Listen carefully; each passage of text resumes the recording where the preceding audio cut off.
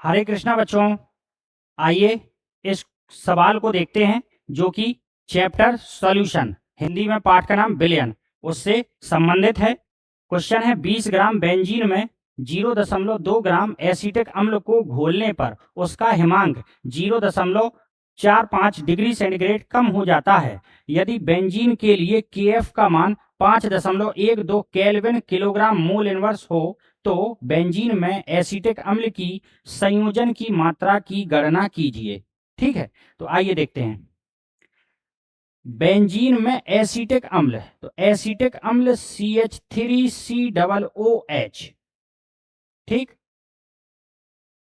अगर इसका संयोजन होगा, कहता एसिटिक अम्ल की संयोजन की मात्रा की गणना कीजिए, तो ये दो अणु लेंगे और यहां हो जाएगा CH3COOH का होल ट्वाइज।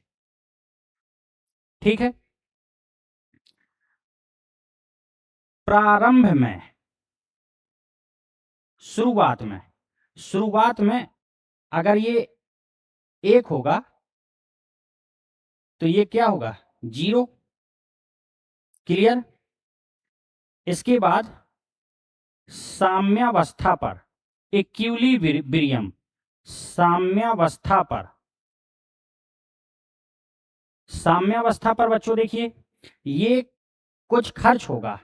जब खर्च होगा तो मान लिया कि खर्च कितना हो रहा है या वियोजित कितना हो रहा है या संगुणित कितना हो रहा है, एल्फा। तो अगर इसको एल्फा माना तो ये 1 माइनस एल्फा बचेगा। एल्फा वियोजित हो गया मतलब टूट गया था 1, और एल्फा अगर खर्च हो गया तो बचेगा कितना 1 माइनस एल्फा। अब ये जो एल्फा है जो खर्च होता है उसी से उत्पाद बनता है। तो अगर आप इसको देखें कि ये एल्फा है तो यहां रिएक्शन में देखिए यहां 2 है, यहां 2 है और यहां क्या हो गया बच्चों 1। यहां 2 लिखा हुआ, यहां आगे क्या लिखा हुआ 1। इसका मतलब अगर इन दोनों में तुलना करें तो यहां 2 लिखा, यहां 1 हो गया, मतलब आधा हो गया। तो यहां अगर एल्फा है तो यहां कितना हो जाएगा ये एल्फा बटे 2।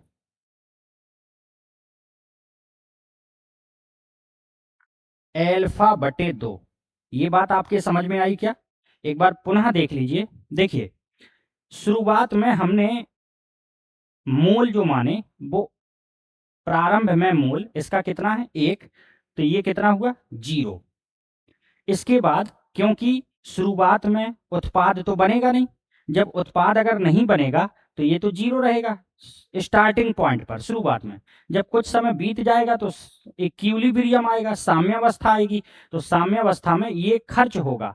कितना खर्च हुआ? तो मान लिया एल्फा खर्च हो रहा है, तो एल्फा अगर खर्च हो रहा है तो ये बचा कितना 1 था, एल्फा खर्च हो गया तो ये बचा 1 माइनस एल्फा। अब जो खर्च होगा उसी से तो उत्पाद बनेगा। तो उत्पाद बनाया आपने, तो यहां देखा यहां 2 लिखा हुआ है, यहां कुछ नहीं लिखा तो 1 लिखा। इसका मतलब अगर इधर 2 है तो इधर 1 है, आधा हो रहा है। तो अगर ये एल्फा है तो यहां आधा एल्फा बटे 2। ठीक है, यहां प्रारंभ में मोल, यहां साम्यावस्था पर मोल। ठीक है, अब देखिए बच्चों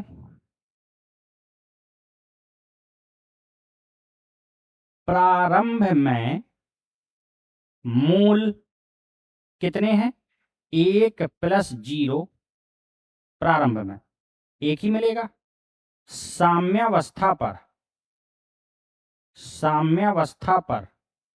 मोल, साम्यावस्था को जोड़िए, साम्यावस्था पर 1 माइनस एल्फा प्लस एल्फा बटे 2। देखिए 1 माइनस एल्फा प्लस एल्फा बटे 2, तो ये क्या आ गया? ये आ गया 1 माइनस एल्फा बटे 2। अब निकालेंगे वांट हाफ गुणांक, वांट हाफ गुणांक जिसको आप प्रदर्शित करते हैं आई से। तो आई बराबर होता है साम्यावस्था पर मोलों की संख्या, या वियोजन के बाद या संगणन के बाद मोलों की संख्या। तो संगणन के बाद या वियोजन के बाद मोलों की संख्या कितनी है 1 माइनस एल्फा बटे 2। पहले मोलों की संख्या कितनी है? पहले मोलों की संख्या कितनी 1, तो ये आ गया आपका 1 माइनस एल्फा बटे 2। इतनी बात क्लियर हुई। प्रारंभ में कुल मोल कितने थे 1 प्लस 0, साम्य अवस्था पर कुल मोल कितने हैं जोड़ लिया, ये आ गया आई। अब आपको दिया क्या है 20 ग्राम बेंजीन, कैपिटल डब्ल्यू कितना है 20 ग्राम, 0.2 ग्राम एसीटिक अम्ल, स्मॉल डब्ल्यू कितना है 0.2 ग्राम, ठीक है, को घोलने पर उसका हिमांक इतना कम हो जाता है, हिमांक में कमी डेल्टा टी एफ कितना है 0.45 डिग्री सेंटीग्रेड, ठीक। अब आपको अणुभार चाहिए, किसका अणुभार विलेय, विलेय, विलेय कौन है बच्चों एसीटिक अम्ल CH3COOH का अणुभार, मॉलिक्यूलर वेट जिसको आप प्रदर्शित करेंगे स्मॉल m से।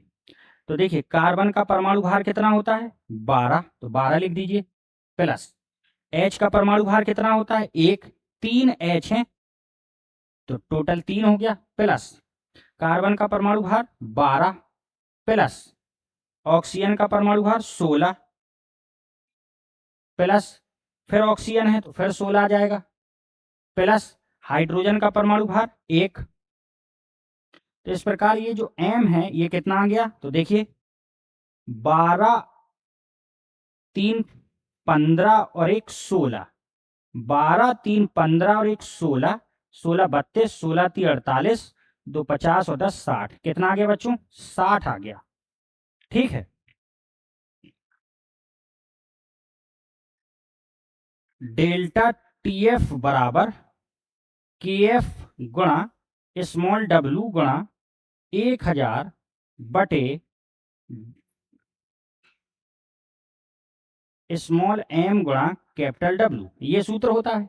फिर से सुनिए डेल्टा टी एफ बराबर के एफ गुणा स्मॉल डब्ल्यू गुणा 1000 बटे स्मॉल एम गुणा कैपिटल डब्ल्यू, लेकिन इसमें आई पता है आपको, जब आई पता है तो आई का मल्टीप्लाई भी करिए, आई का गुणा करा दिया भाई, आई वांछा गुणांक पता है तो आई का गुणा करा दीजिए, नहीं पता तो आई को हटा दीजिए।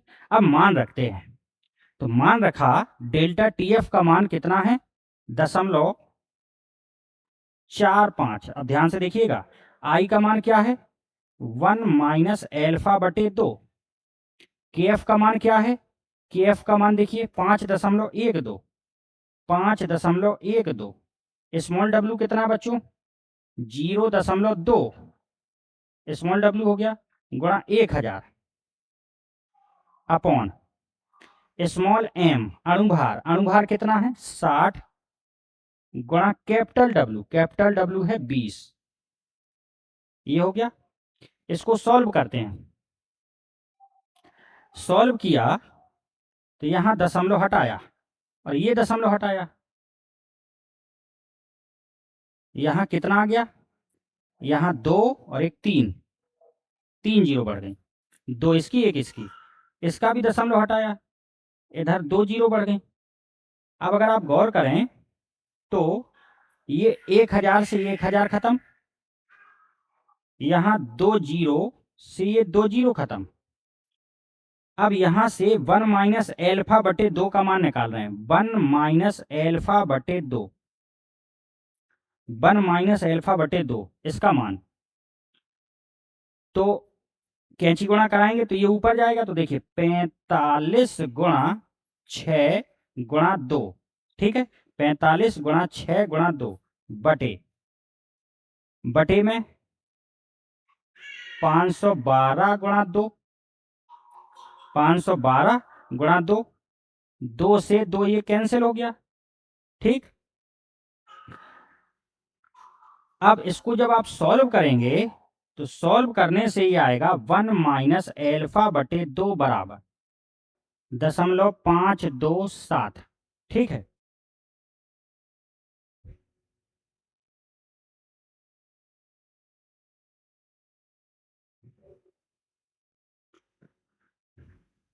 तो एल्फा एल्फा बटे 2 कितना हो जाएगा, तो एल्फा बटे 2 इस तरफ जाएगा तो 1 ऋण 0.527, तो एल्फा बटे 2 आ जाएगा 0.527, इधर 3.473। तो एल्फा बराबर 2 का गुणा कराएंगे तो 2 तिया 6, 2 सत्ते 14, 2 चौके 8 और 1 9, एल्फा आ गया। परसेंटेज ऑफ एल्फा अगर निकालना हो तो 0.946 गुणा 100 आ गया 94.6%। उसने संयोजन की मात्रा पूछी थी आपसे, तो देखिए संयोजन की मात्रा की गणना कीजिए, तो मात्रा भी आ गई और परसेंटेज में निकालना है तो 100 का मल्टीप्लाई करा दिया तो ये परसेंटेज में आ गया।